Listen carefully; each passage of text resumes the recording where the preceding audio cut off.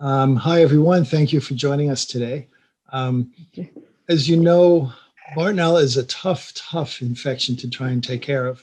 And a great deal of what I and other clinicians have been dealing with over the years is how to figure out if someone has Bartonella. And usually when you don't know, you figure they do.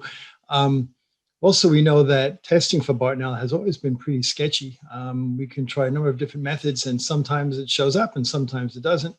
And then we're kind of at a loss because, you really want to confirm what you're doing for a lot of reasons, which of course we'll talk about. The reason why Bartonella is so tough, a lot of reasons. First of all, there are at least 30 species. And, by the time the slide gets out there, meaning today and the next few days, I bet you they're going to find even more. I have a slide from just a couple of years ago that showed that there are like 22 species. So there's a lot of them out there. And, you have to get testing that's going to pick them all up. It's an intracellular parasite sometimes, but sometimes it's extracellular. Sometimes it's in the blood, but sometimes it's not in the blood. It's only in the tissues. So it's hard to track down. It's also a very major builder of biofilms. And a lot of people don't know this, but it's really a major biofilm builder, even in the bloodstream. And that has implications not just for treatment, but for testing too, because you're not always going to have the immune system recognize it. And serologic testing in conventional terms, and even PCRs, may not be good for picking it up. The other thing is that not only is it in mammals, it's been now reported in birds as well. And I really wouldn't be surprised if reptiles start joining the club. Now, that's the other thing. You can get the infection so many different ways. Ticks, hard ticks, and even soft ticks. The bat ticks of New Jersey, of all things, have been implicated as harboring Bartonella. Whether or not they transmit a bad tick, to a human, we don't know. But also fleas, mosquitoes, biting flies, mites. Even a report I saw of a red ant bite causing Bartonella, transmitting a Bartonella infection.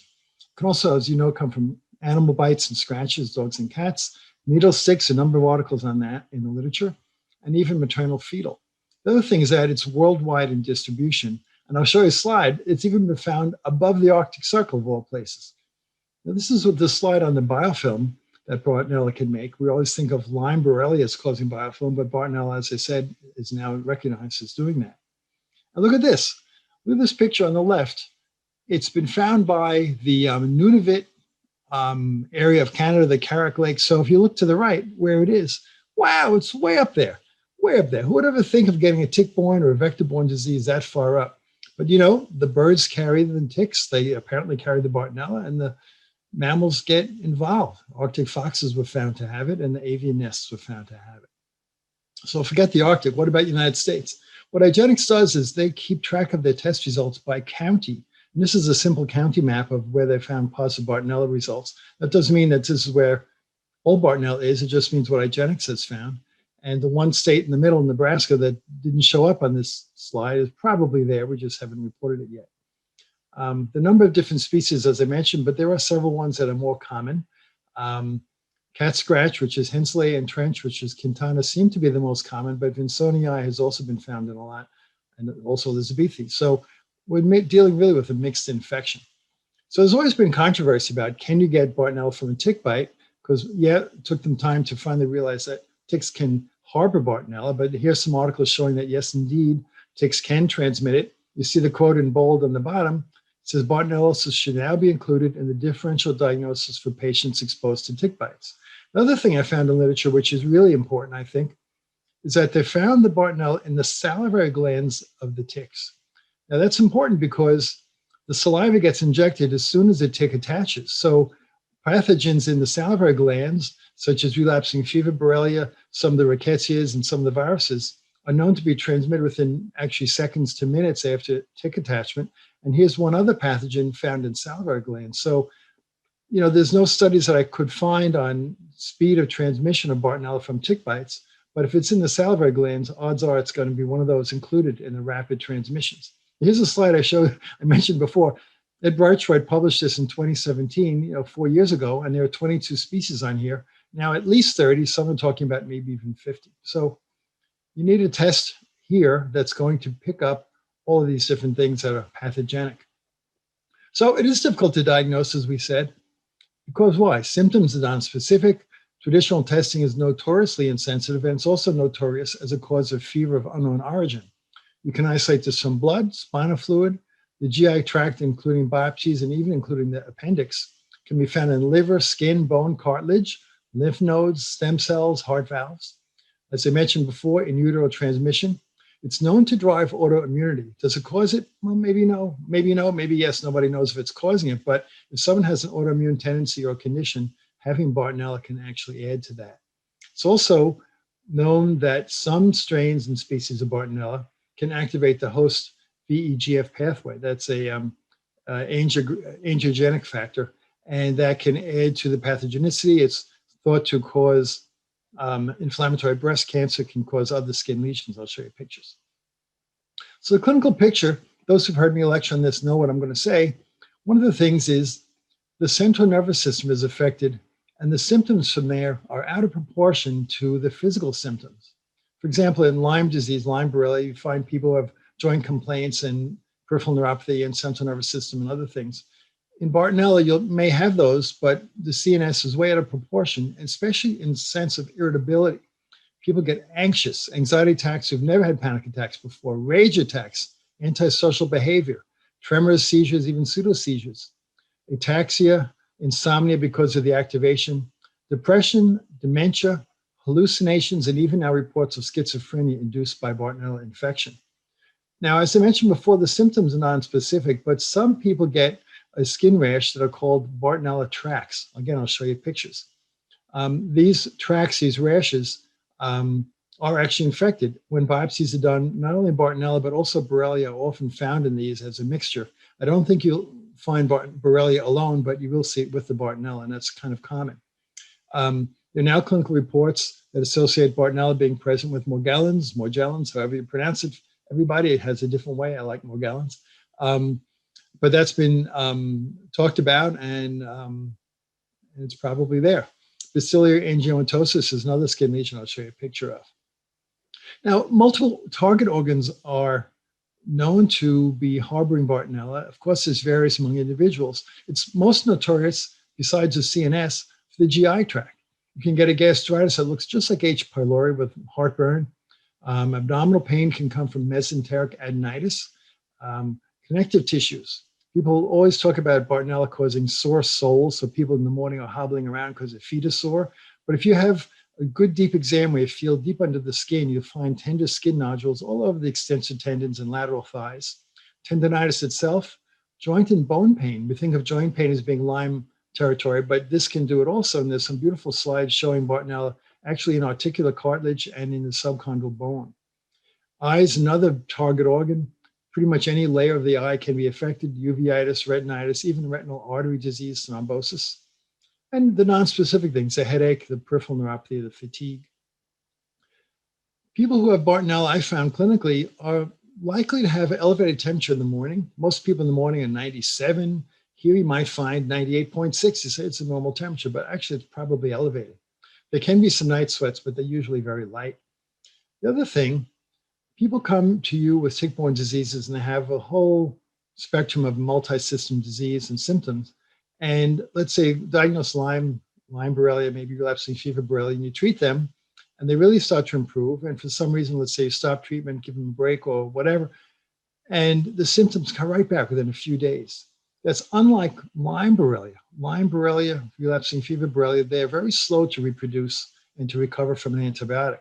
And the typical scenario is a Lyme patient, after you stop antibiotics, if the treatment is not completely done, if they're still infected, the symptoms sort of actually smolder along for a number of weeks before they come back by the third or fourth week. That's different with Bartonella. Bartonella will start to show symptoms come back within 5 days, 7 days. So if you have a patient who repeatedly relapses, but relapses quickly when the antibiotics stop, that's a clue for Bartonella. Pictures of the skin, you can find the red bumps, and these can scab over, and you can find Bartonella, and often Borrelia with it in the skin on the biopsy. Here, a picture of the skin tracks. They look like, stretch marks, but they do not follow skin planes. They're red, they're not white and shiny. Here's another one. Again, under the arm, you can see the arrow shows these are the skin planes, but these are the rashes. Again, these rashes, in the rashes and especially around the rashes, you can find the Bartonella on biopsy. In the lower back can be confusing. It looks like someone leaned against something. And here's a patient who has both the bumps and the stripes. Sounds like a fashion magazine. All right, we're going to go into the laboratory testing because that's really what I wanted to talk about today. PCR is one of the things that we rely on clinically, also the serologies. When it comes to PCR, there's a standard PCR and the new one, the droplet digital PCR. With serologies, most people are familiar with the IFA, which is what the big labs use. ELISA is often used in Europe. Also, there's now a Western blot, which IGeneX has an exclusive on. And today we're going to introduce you to the ImmunoBlot, which is a brand new test that IGeneX is offering exclusively and has a lot of advantages we're going to talk about. The other thing we want to talk about tonight is the FISH test, the fluorescent in-situ hybridization, because that has a number of very interesting advantages, which are not always known. So we'll go through that. All right, start with the PCR. This is from the literature. The references on the bottom.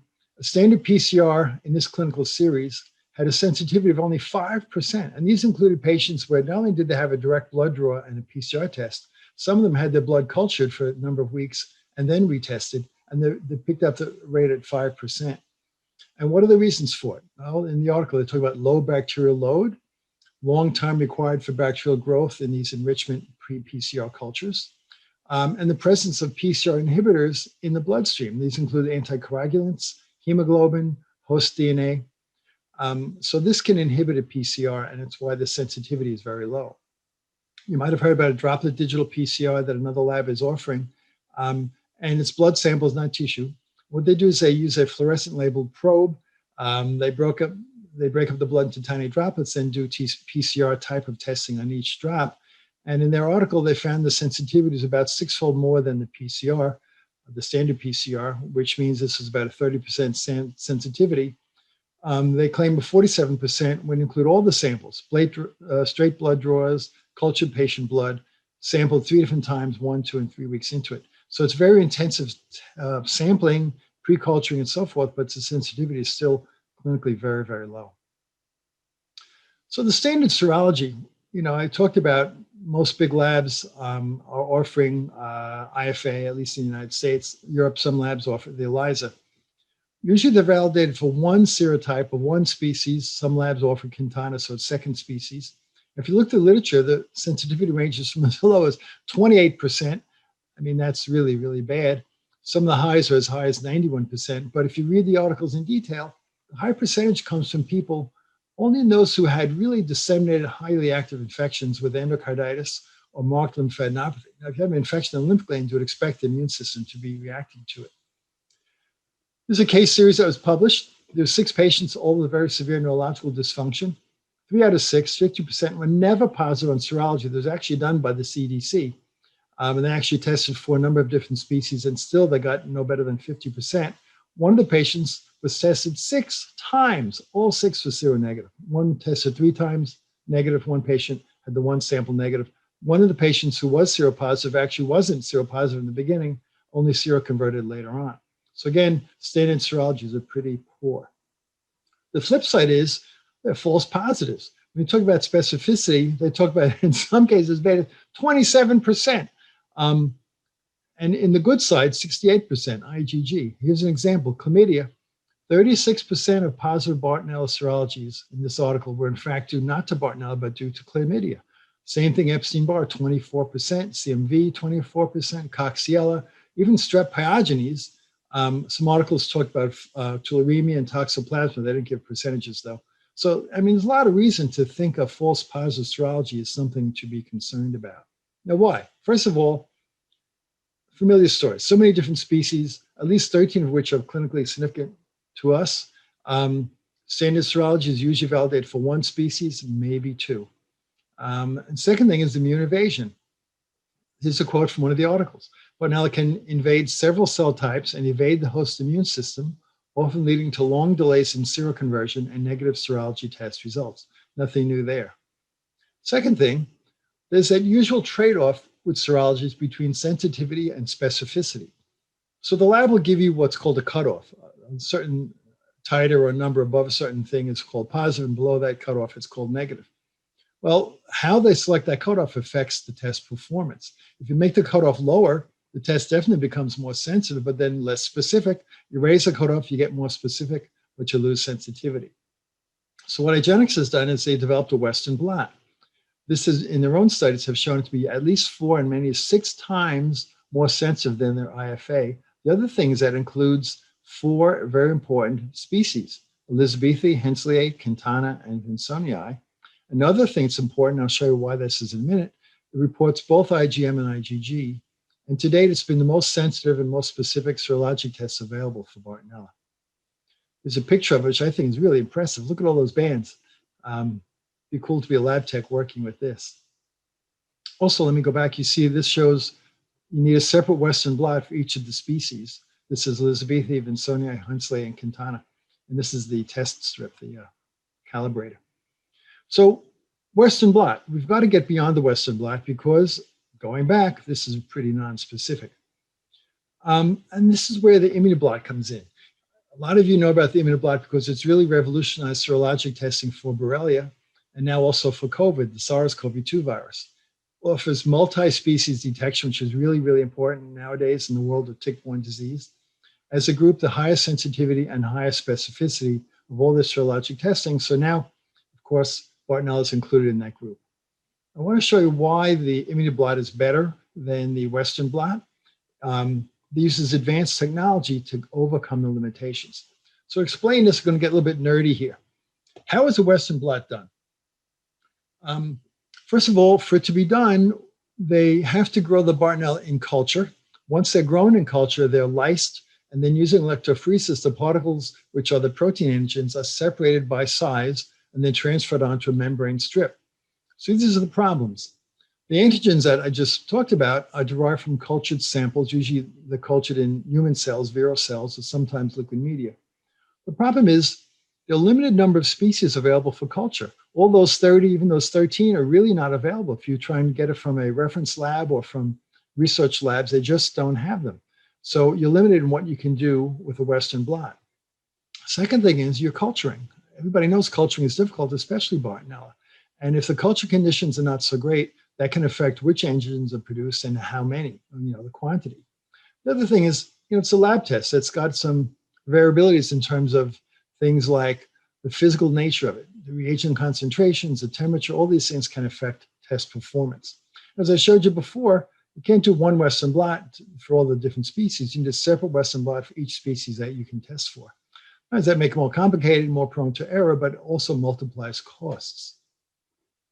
Now, how do they do the Western blot? Well, they look for these bands. These are these horizontal lines on the test strips. And where these antigens line up, or where they end up, is based on immunoelectrophoresis. Where they are is based on their molecular weight. So how you identify a band is by where they end up. Is it number 20, number 30? Is it 60 kilodaltons? The problem is that sometimes it's difficult to know where they line up. I mean, look at this one on the right. It's kind of skewed up a little bit on the side. Second thing is, it's electrophoresis. It's a very coarse kind of a method. So some non-specific antigen proteins and some unimportant ones can co-migrate with the important ones. So if you get a band, it may not be what you think it is. With the Western blot, you can't distinguish these. All you see is a band. How you score this is also based on the intensity of the bands. How dark is it? If it's very, very pale, you might not call it. Very dark, you definitely call it. But the protein content that's derived from the culture can vary from the cultures. As I said, if it's a really great growing culture, you can get a lot of protein, maybe even too much protein, get a false positive. If it's a poorly grown culture, you may not get enough protein. And the other thing is, maybe not all the antigens will show up. So you may not even get any of the bands you want, or at least not all of them. Second thing is, how dark does a band have to show up to be scored as positive? And since not every culture produces every antigen, it varies, you may not get consistent results. So this is why the ImmunoBlot is so much better. It's like a replacement for the Western blot and why it's such a revolution. First of all, what is it? What is an ImmunoBlot? It's a serological test, but it's fundamentally different. I don't like to say it's an ImmunoBlot. It's a stupid word, I think, because it makes you think of a Western blot, but it's completely different. One thing, it uses recombinant proteins as the test antigens, not proteins from a culture. Second thing is, because of that, the sensitivity is increased without affecting specificity. In other words, you don't have that sensitivity-specificity trade-off that you do at serologies. Because you can specify which proteins you want, you can identify a broad range of important Bartonella species, and you can do that all on one ImmunoBlot, not having to get 4 or whatever number of different blots. And because you can specify the proteins, you can make a genus specific to get even broad, non-identified Bartonella, but also species specific for the ones you can identify, so you can be very exacting in what you find. In fact, studies have shown that very often you find more than one species. You can be co-infected with 2 Bartonella or more at a time. So let's talk about these recombinant proteins. These increase sensitivity because not only is it many different species, making it obviously more sensitive, each one includes 22 different specific recombinant antigens and 2 controls in every single strip. So it's much more specific because they're recombinant. You don't have band overlap, no co-migration, because there is no migration. There's no trade-off between sensitivity and specificity, as I mentioned. And I want to discuss this with you in the audience and also Dr. Shah in the Q&A, because in the lab, the questioning, should they even continue doing Western blot, since the ImmunoBlot is a better test, more sensitive, more specific, more broad in coverage. And at this point, I just talked to Dr. Shah earlier today, and she said the lab is offering the ImmunoBlot at the same price as the Western blot. But some doctors, some clinicians still like a Western blot, and they would rather do that than something new. So it's undecided what the lab is going to do with this, and we should discuss this during Q&A. It'll be helpful to them. Here's the idea of sensitivity. Here's the Bartonella Western blot. As good as that is, there still are some false negatives that the ImmunoBlot has overcome. For example, in this patient, the Western blot was negative, but the Bartonella ImmunoBlot was only positive, but it showed 2 different species that otherwise were not picked up at all. This person had Bartonella species and maybe Elizabethae. On the ImmunoBlot, they identified that unidentified species was actually Vinsonii. Here, this person had an unidentified Bartonella positive in IgM. With the ImmunoBlot, it showed which species. Here was a negative IgM and IgG Western blot, but a positive IgM ImmunoBlot for Elizabethae. So here's one very simple example. Now, the clinicians I spoke to have always talked to me about how they like the Western blot for Bartonella because it is picking up things that are not picked up by other tests. But here we have an improvement over that even, so that's pretty cool. So how do they make this ImmunoBlot? All right, so it's recombinant. What does that mean? Well, these are proteins that are actually created and manufactured to be exactly what you want. So now they're exactly what you want. They spray these on the strips. There's not migration from electrophoresis. It's like using an inkjet printer. They put them on exactly where they want, exactly the amount they want. So the intensity is not dependent on a culture. The positive bands are very clearly displayed. I'll show you a picture. Obviously, less false positives or false negatives. And because they're printed on and not dependent on electrophoresis and migration, you know exactly what band is what. And there's no more an issue with co-migration because, again, there is no migration. All right, so this is some picture. Remember the Bartonella Western blot was like really impressive with bands all over the place, and some of them are skewed. Look at this, how precise that is. It's much easier to read and get a positive and a negative out of this. And all these different lanes are all different patients, and which bands show up dictate which species they found. Very, very elegant solution. So there's a sensitivity study. There were 15 patients who had the blood sent to IGeneX for other tests, and they were tested for Bartonella. First, what they did was they cultured the blood. And they chose these 15 patients who were culture positive for Bartonella in the bloodstream. All these positive cultures were validated by PCR and by PCR DNA sequencing to show that they really are Bartonella and what species they are. What they found is when they then tested these, and this was done in a blinded fashion, all 15 culture positive patients were positive on the ImmunoBlot. Interesting, this is another thing I wanted to talk about. All 15 were positive by IgM, even though these were late cases, but only 12 of the 15 were positive for IgG. In other words, 3 were negative in IgG who were positive in IgM and positive in culture PCR and sequencing. So just like Lyme disease, don't dismiss a positive IgM result in late cases. You know, there are articles dating back to, I don't know, the 90s even, that shows that the epitope switch from IgM to IgG is sometimes aborted in Lyme disease. And apparently this is happening here, unless these patients are co-infected and Borrelia there too. But the point is that every single one who was positive by culture and confirmed also had a positive ImmunoBlot. Here's a specificity study. They took a number of tick-borne disease patients to see if there'd be a crossover or cross-reactivity. So they had Borrelia burgdorferi, no cross-reactivity. Co-infection, Borrelia burgdorferi and relapsing fever Borrelia, no crossover. Lyme and Babesia co-infection, no crossover. Lyme and Anaplasma, no crossover. Babesia alone, nothing. 12 controls, and these controls are other infections, autoimmune diseases, and so forth, no crossover. So the specificity for this is 100%. In the validation study, they went beyond these that I just mentioned, and they had patients who were positive on other types of Bartonella tests. Now, this is a group of patients who are positive by FISH, IFA, and Western blot, and they're all positive on ImmunoBlot. Here, IFA and Western blot positive, all positive on ImmunoBlot. Positive on FISH and Western blot, all positive on ImmunoBlot.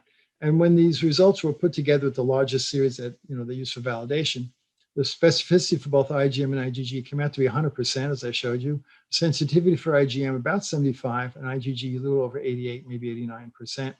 However, when you use IgM and IgG together, like either one or both being positive, the sensitivity with these test samples was 100%. Now, I showed you in the other slide, you really can't ignore a positive IgM even in late disease, so it validates using IgM and IgG together. All right, so the ImmunoBlot we know is a good test. It's an indirect test. It relies on a serologic response and antibody response. How about a direct test? I showed you how the PCR has a lot of things to be desired, to put it mildly. So what about the FISH? This is an IGeneX exclusive also, and I'll show you what that is. It's a fluorescent in-situ hybridization assay. What that means is that they actually take a drop of blood on a slide and they use specific fluorescent stains to the blood smear to directly see in the blood what's there. Definitely a direct test. But the key here is that it tests for the presence of RNA, not DNA. Now, RNA does not persist post-infection. It disappears within minutes after the pathogen dies. So you can't have the argument, oh, with PCR, it's a positive, it's a dead spirochetes, a dead Bartonella. Well, that doesn't exist here because it's not a DNA test, it's an RNA test.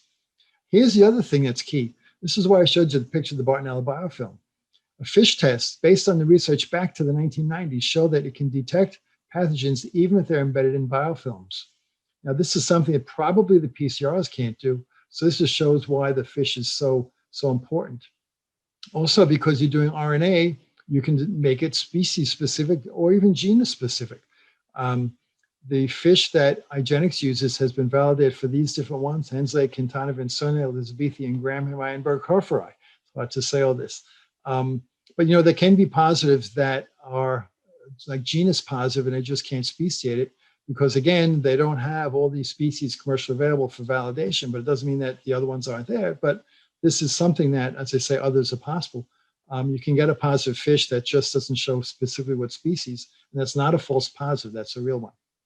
Here's some cool patient pictures. And here, look at how it shows up so obviously. I mean, you really can't miss this. Here's some more.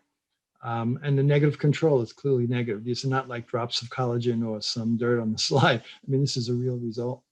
So there's no question here. It's not guesswork. Now, the specificity study.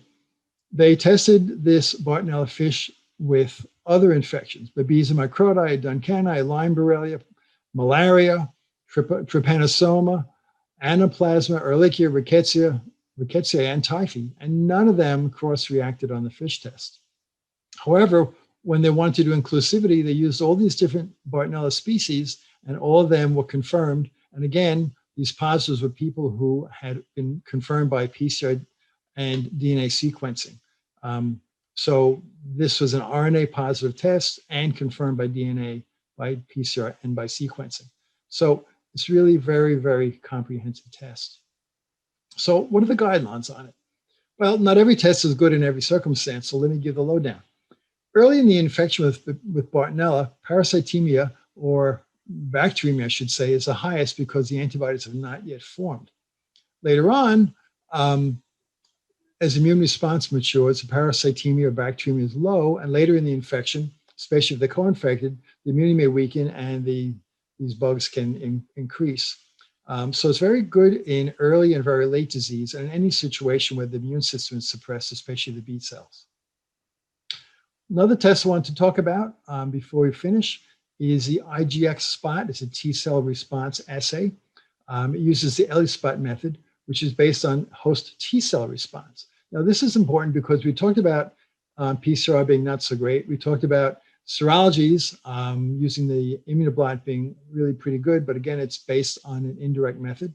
We talked about FISH being a direct test. And here's a T cell test. In other words, using the other cell line of the immune system to confirm response to an infection. So how it works is it detects the production of interferon gamma from the T cells if they've been previously sensitized to the Bartonella. Here again, it's genus specific, so it can detect the major species of concern, and I'm not going to say these again because I'm getting tongue-tied. Now here, T cell responses in the IgXSpot method are occurring very soon, sooner than B cell responses. So this is actually a very good test in early disease. The other thing is that it's a T cell test, not a B cell test. So these results are independent of the serology. So you can have a positive IgXSpot, positive LE-spot, even in someone who is seronegative. Now, in very late disease, again, we find that the sensitivity is higher because, again, there's this trade-off between pathogen versus immune system. And very late in the disease, and especially those with compromised B cell function, the T cell response assay becomes more useful. The other thing is, here we have a T cell response assay. It shows you what the immune system is doing from a T cell point of view. The ImmunoBlot is doing a serologic test showing what the immune system is doing from a B cell point of view. So by combining both tests, doing an ImmunoBlot and an IgXSpot, you're now getting a pretty good picture of how your body is responding to this infection from both arms of the immune system. With Bartonella, what's recommended is what's called at the lab a panel approach. So as I mentioned before, these tests are advanced. They represent a huge improvement over what's out there in terms of standard serologies, PCR, and so forth. But even so, not every case will be picked up at every test. Again, B cell dysfunction can render serologies less sensitive, but will not affect the T cell test, the LE-spot, the IgXSpot. May even allow the FISH to detect more cases. Because again, you think about it, if the immune system is down, the FISH can be up. A low parasite load, or in this case, I call them parasites because I think of them that way because they're pretty nasty bugs, but a low load can render the direct tests less sensitive. But there you might find the ImmunoBlot and LE-spot to be more useful in this situation. Again, the yin and yang of a positive for presence in the blood versus presence of the immunity. Again, early in disease, you want the direct test of FISH and either the PCR or in this case, now the T cell test. And very late in the disease, especially in the ill and co-infected patient, you have problems because immune responsiveness is poor. The the bacterial load, the parasite load can be low. So here, what I've always had to do, and what a lot of you also are doing, is you're ordering not one test, but several. So let's say you do an ImmunoBlot, a FISH, and a PCR. The specificity of these are all very, very high. You don't see cross-reactivity. In other words, a positive is a real positive. Negative is not necessarily a negative. So if you do 2 or 3 tests and the discordant results, you have a positive here and a negative there, the recommendation for me anyway is that you trust the positive result because you don't have a problem with specificity. A positive is a real positive, but a negative just could be a negative. Now, in terms of a panel approach, a lot of you who've used IGeneX know that they offer testing panels. And the reason for that is not only to simplify test choices, but also to make it kind of like a memory jog to say, gee, I should think about doing the FISH, that's why it's important to become familiar with the panels. The other thing is that if you look at the tests that are in the panels from a cost point of view, if you did them individually, the cost is 30, 40, 50% higher to do them one at a time rather than using a panel. So get familiar with the panels, use them. You'll definitely be happier for that. And why a panel? Well, here's just an older slide. This is before the ImmunoBlot came out. And of these patients, some are picked up by FISH. A lot of them are picked up by Western Blot. Some are picked up by the IgXSpot, but not all of them picked up all of them. However, if you combine them, the pickup rate went from as low as 11% to as high as 53%. Now, the ImmunoBlot, as you have been shown, is more sensitive than the Western Blot. So if we were to redo this kind of a panel now, you'd find the sensitivity to be really much improved. So I'm going to close with this because I want to spend some time on Q&A. Using an insensitive test can cause trouble. Now, let's talk about this. Because of seronegativity, and I'm sure all of you have experienced this with your patients, of course, misdiagnoses. Also, because of seronegativity, there are incorrect diagnoses, especially when the patient has a neuropsychiatric presentation. And how many times have your Lyme, tick-borne disease, and Bartonella patients been told by other people, oh, they're not sick, they need psychiatric help. They're just crazy. Well, that's insulting. I mean, I showed you, it could be even psychiatric symptoms are very common, or at least well recognized with Bartonella infections. And now sometimes patients, you know, the doctors throw up their hands and say, well, I don't know what you have. All the tests are negative. You're going to have to just live with it. This is the way life is. That's why I put a little frown face over there. Also because of seronegativity, and we've all experienced this, insurance companies may deny covering treatment. Oh, there's no positive test. We're not going to cover these expensive treatments. And finally, and probably really a bug in everyone's side, if you have a seronegative patient in whom you insist Bartonella is present and you want to treat them, you know, there are a lot of, you know, clinicians out there who are going to look at you like you're, I wouldn't say crazy, maybe they will say that, but you know, they're not going to respect you. They're going to say, we doubt the diagnosis. You know, everyone in your office is diagnosed with this, and we don't believe it. So you lose respect, and that's really unfortunate. And even more unfortunate is that, as many of you know, state medical boards may come and pay a visit for saying you're overdiagnosing and overtreating. And, you know, we've all been hearing of that, and I was a victim of that. Luckily, I won that case. So, you know, my advice clinician to clinician is insist upon the most accurate testing available. And that's why the IGeneX tests are important. They offer the broadest range and grouping of testing, very high quality that's been validated. Other labs don't tell you their specificity and their sensitivity. IGeneX does. Excuse me. And IGeneX offers panels. It makes it very easy to order the better tests and gives you cost savings at the same time. So at this point, I'm done with the formal part of it. And I want to open up the Q&A and especially start by asking people what they think about the Western blot. Should it be continued? Should it be discontinued? What do you think? Okay, so I'm going to turn this back over to Joe Sullivan, who will be our moderator, and let him go at it. Great. Thanks, Dr. Burrascano. That was excellent information. And real quick, I've been asked a couple of times that the slides and the presentation will be available on the IGeneX website by this Friday. So just go to the website and you'll be able to access those. But before the Q&A, I just want to turn it over to Dr. Shaw real quick to see if she had any comments that she wanted to make about the presentation or about the new Bartonella ImmunoBlots and what it means for IGeneX and what it means for IGeneX physicians. So Dr. Shaw, the floor is yours. Thank you, Joe. And first of all, I would like to thank Dr. Burrascano for doing a wonderful presentation today. I'm sure everybody will agree with me on that. He always provides the most useful information to all the physicians out there. And I'm sure you agree with me on that. Thank you, Joe, for doing a wonderful presentation today. Thank you. I'm happy to do it. So as Joe pointed out, we are very excited about the ImmunoBlots based on our experience with Lyme, TBRF, and also Babesia, which we haven't talked about as yet. We feel that ImmunoBlot can provide a lot more information, which is useful to the physicians in terms of diagnosis of Bartonella. We all know that there are multiple species of Bartonella out there. And, you know, as Dr. Joe Burrascano pointed out, all of them cannot be cultured with the ImmunoBlot. We should be able to detect them. And our experience with culturing is that some of the species that we were finding by ImmunoBlots, we couldn't speciate by PCR, by sequencing. They just came out as Bartonella species. So there's a lot out there that we don't know about. But with the ImmunoBlots, because we have genus level antigens and species level antigens, we believe that it will help us to identify patients who are infected with this unknown species of Bartonella out there. That's all I have to say. And, you know, back to Joe Sullivan. Okay. Thanks, Dr. Shaw.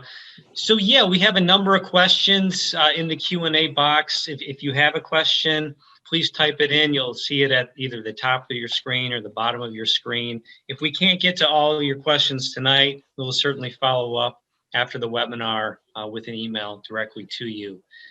So the first question on the list, If a patient is on prednisone or biologics, how does that affect this testing? Any information on that, Dr. Burrascano? People who are on immunosuppressive medications, such as steroids like the prednisone, some biologics, the problem is that the T cell response especially might not be as strong as you would expect. And so a T cell based assay may not be as sensitive. If the immune suppression is pretty strong, then the direct testing, which includes especially the FISH, is going to be more sensitive. Now, in general, serologies are less sensitive in people who have a suppressed immune system. That probably holds true for the ImmunoBlot, but the sensitivity of that is so much higher than other serologies that are out there currently that I think that you still would have a good chance of picking it up. And so as a clinician, I would order both the FISH and the ImmunoBlot on that. I definitely would not do an IFA. Great, great. Susan Mara, by the way, says that the ImmunoBlot is so much more useful than the Western blot, so I think it should be discontinued. So let us know in the Q&A what you think about the Western blot, whether or not it should continue or be discontinued.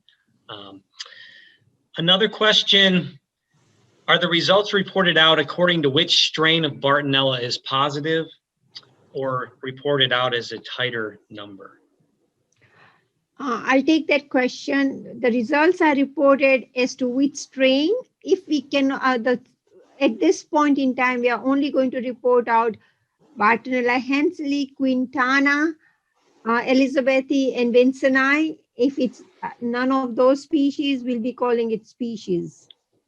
And we will not be providing titer. We'll just be stating the species or genus. And, you know. Okay. Great. Another question, if results are positive only for Bartonella Vincenti, is there any different treatment than for Hensleyi?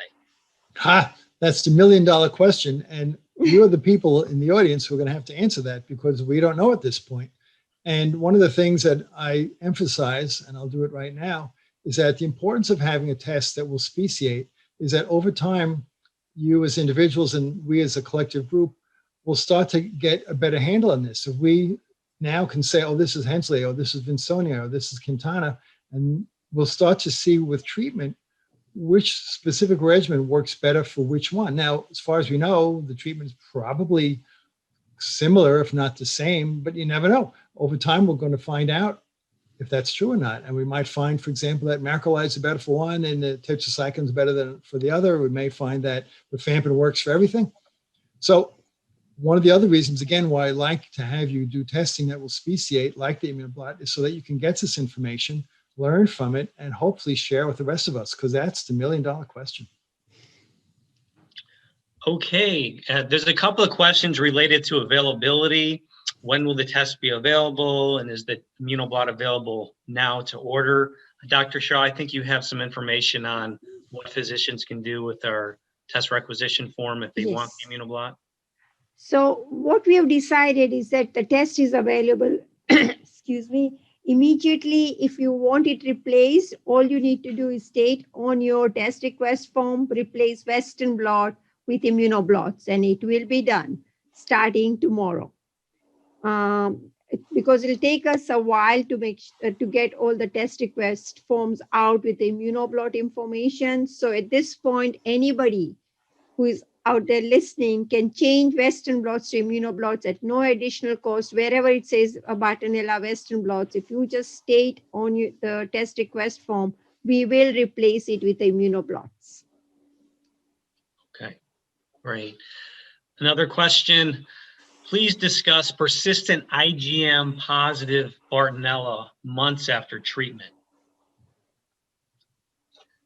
Well, I mentioned it briefly when the slide came up. There was research published a long time ago, I guess it was the 1990s, maybe even earlier, that showed in Lyme disease that the infection can affect how the immune system works. And we always talk about immune suppression, immune dysfunction in the setting of Lyme disease. And one of the points of that article was that the normal progression of IgM in early infection converting to IgG in the later infection may not happen in Lyme. And in fact, it wasn't a rare occurrence. It's kind of more common than they expected. So that's called epitope switching. So what you learn in the textbooks, you go from an IgM to an IgG, may not happen in Lyme disease. So now the research that's been done in IGeneX shows that there are a number of patients in whom that also seems to happen with Bartonella. Well, is that the Bartonella causing epitope non-switch, or is that maybe this person is co-infected with Lyme? We don't know that yet. More studies will have to be done. But the point is that the infection is the thing that is causing the positive IgM, especially in the case of an ImmunoBlot that really doesn't have a high degree of false positives. Now, the other thing that's interesting is that they showed in patients who have Lyme disease who get the flu shot, the same thing happens with the flu vaccine. They'll get an IgM response to the virus, but not an IgG response. So that's why I say it's possible that these Bartonella patients who have persistent IgM late in the disease or IgM only and not IgG, maybe there's a Lyme Borrelia infection present also. So just a little thing to look for. Great. Here's a really good question from Cindy. Can you expand on what the recombinant proteins are which are used in the ImmunoBlot test instead of cultured pathogens as with Western blot? Which Bartonella proteins are chosen for ImmunoBlot and why? The way we decided to choose proteins or antigens is based on the sequence information and our in-house studies, where we had raised antiserum to different species and antigens, and we looked at cross-reactivity to determine which antigens to use on the ImmunoBlots. And once we had those answers, we chose the best ones we thought would give, will answer the questions, whether it's genus. So we have several genus-specific targets on our ImmunoBlot, and then species-specific targets on the ImmunoBlots. Great. Here's more of a general question, not really about Bartonella, but still nonetheless a very important question. What would be your IGeneX panel of choice for a recent tick bite but no rash, and 3 weeks later sudden non-joint pain but soft tissues, nearby pain for several days, no other symptoms known, no fever, rash, fatigue, etc.? I don't know if I made sense with that question. Any comment there? Well, that's one of those clinical diagnoses that you're going to have to work on, because just because there's a tick bite, it doesn't mean that symptoms 3 weeks later came from that tick bite. So you have to do a good differential diagnosis, first of all. But the second thing is, all right, let's directly answer the test. What tick-borne pathogen or pathogens can cause non-joint type of pain and symptoms 3 weeks later? Well, one thing is that, common things are common, and what's common in ticks are the rickettsia family, Anaplasma or Ehrlichia rickettsia itself, and they can cause involvement of the muscles more so than the joints and tendons. So you have to think of that. Although early on you would see usually changes in liver enzymes and blood count, in other words, white cells, platelets, and so forth. And often these patients, by the time they're symptomatic with pain, they have elevated temperature, and sometimes even a rash, a few % of the time. So that's actually one thing you should consider. Second thing, of course, relates to tonight's presentation, is Bartonella.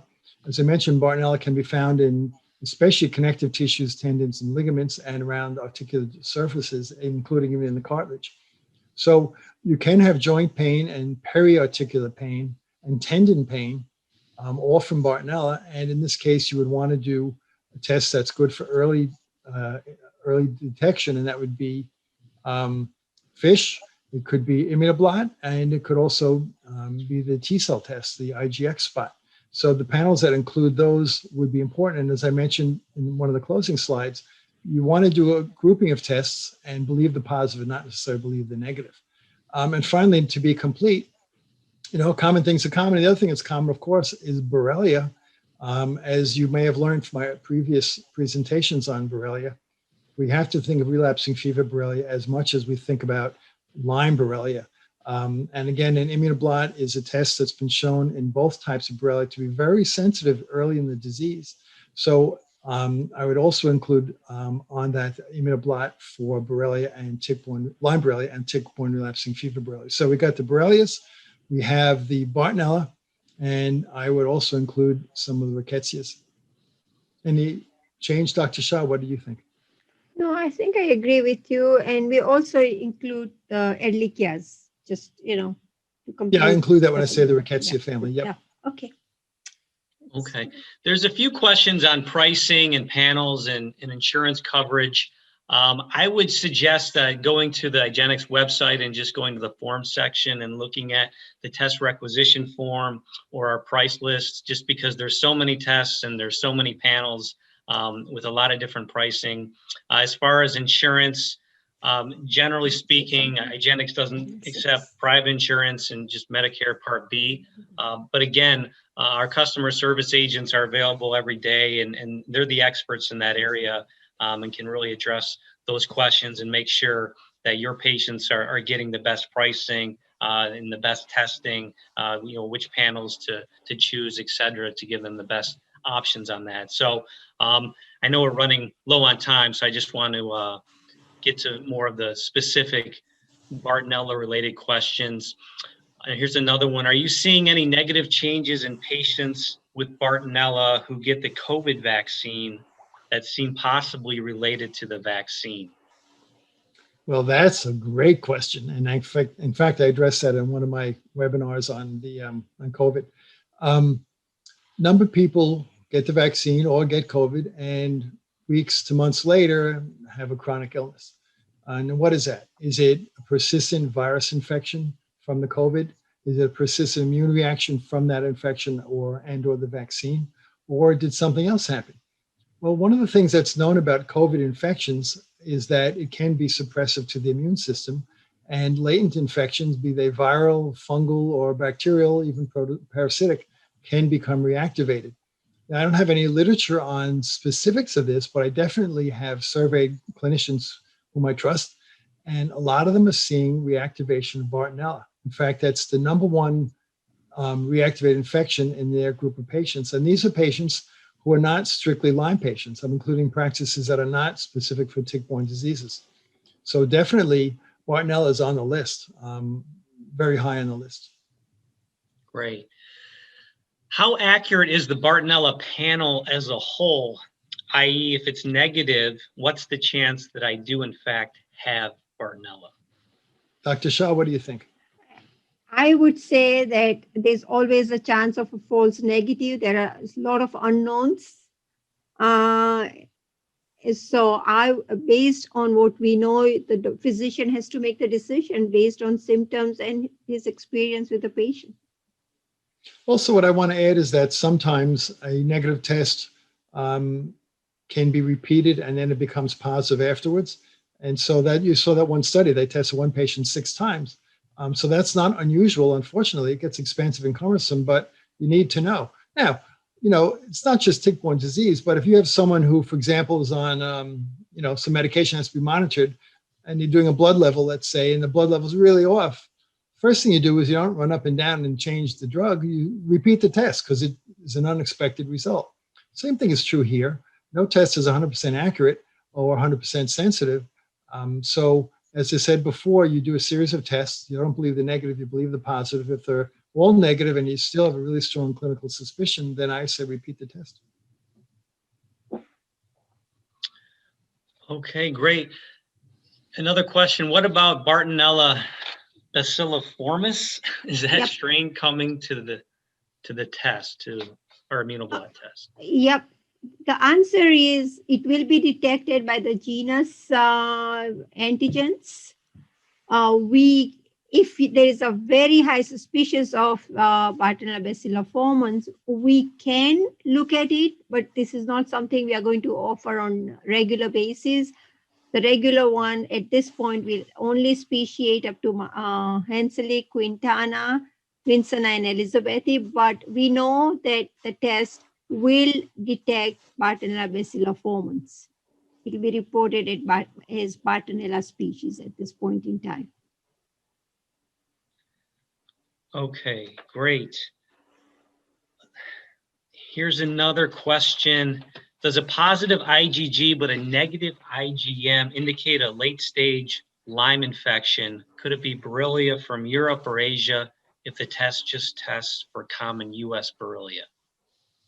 Well, it depends on which test you do. If you're doing a standard serology like an ELISA, all bets are off. But if you do the ImmunoBlot, which does speciate and does pick up genus as well, then you're going to be in much better shape to pick up atypical, well, less common, I should say atypical, but less common species, and in some cases strains as well. So a positive IgG alone obviously indicates that if you believe that this test, if it's a good quality test, then it indicates past exposure to that infection. It doesn't mean you have it now. It could, but it doesn't necessarily. It just shows past exposure. Great. Here's another question. Forgive me if I'm mispronouncing some of these terms, but because I treat Lyme disease most commonly with the dapsone protocol as per Dr. Horowitz, I need a test for Bartonella, which is most accurate when negative. Which do you recommend? Also, can you comment on tests such as TLAB or aphelion phage compared to ImmunoBlot? Dr. Shah? I do not know the aphelion phage or TLAB test, so I can't comment on which is better. But all I can say is that combination of FISH with ImmunoBlots would be a good way to identify most of the Bartonella, because Bartonella FISH is a genus level probe, and ImmunoBlots also detects Bartonella genuses from, it could be European, US, it doesn't matter where that Bartonella comes from. Most of them should be detected. If they're present, antibodies to any of those are present, we should be able to detect them. And if a patient is immunocompromised, the FISH test should pick it up. Okay, great. I think we have time for another question, and this is actually, I think, a good one to end on. It's about panels. Can you show us again the panel of tests offered instead of buying the tests a la carte? I don't know if we can show it, but I think Dr. Shaw or Dr. Burrascano can probably talk through, again, why a panel approach is recommended and maybe what the 1 or 2 best panels are for Bartonella. For Bartonella, what we recommend is a full panel for tick-borne diseases, because if you get a negative for one, and that's TBD6 is one of our best panels to look at, because it looks at all the co-infections. It looks at early, late stage infection all in one.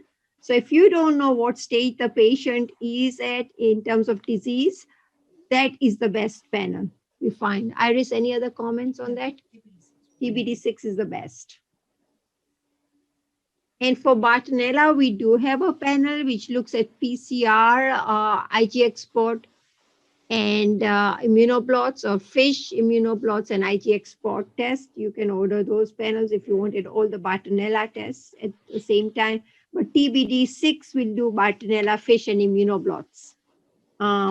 Right now, we include Bartonella Western Blots, but as I said, we'll make the change, and Bartonella Western Blots will be replaced with ImmunoBlots.